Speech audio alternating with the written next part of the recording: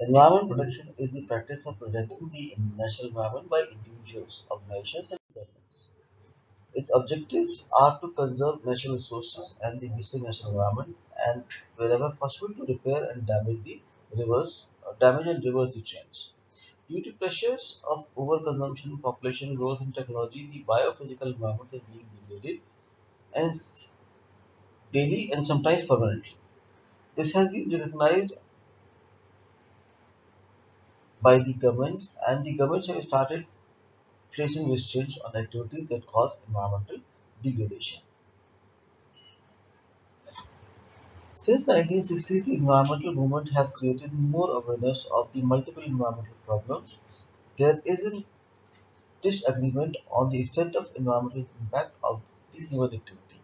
So, protection measures are occasionally debated. The measures can be of three different types. First type is the voluntary environment agreement. In the industrial countries, voluntary environmental agreements often provide a platform for the companies to be recognized for moving beyond the minimum regulatory standards and thus support the development of the best environmental practices. For instance, in India, Environment Protection Trust has been working for the environmental forest protection since 1998.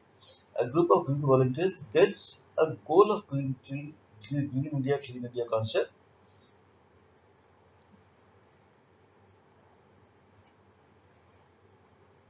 Second is the ecosystem approach.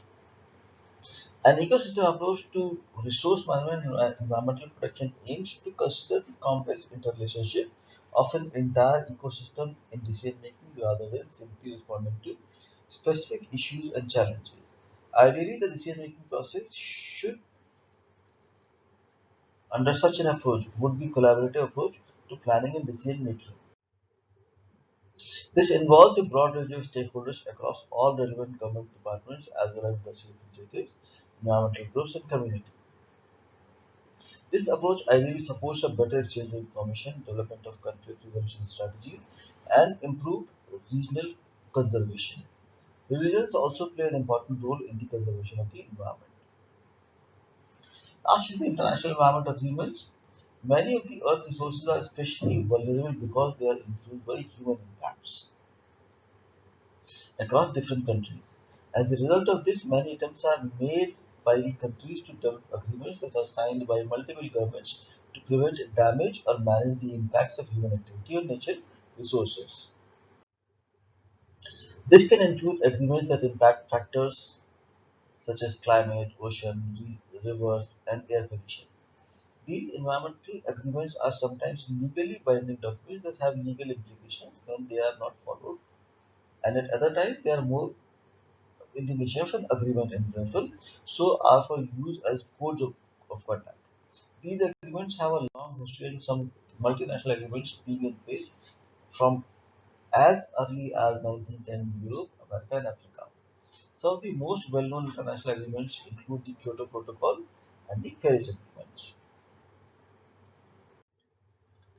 Discussion concerning environmental protection often focuses on the role of government, legislation, law enforcement.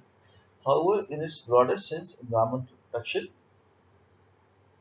may be seen to be the responsibility of all the people and not only that of the government. Decisions that impact the environment will ideally involve a broad range of stakeholders, including industry, indigenous groups, environmental groups, and community representatives.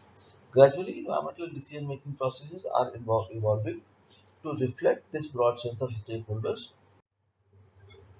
and are becoming more collaborative in many countries.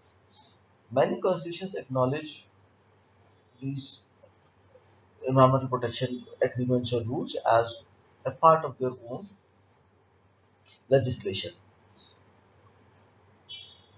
For example, Tanzania is recognized as having one of the greatest biodiversity in any African country.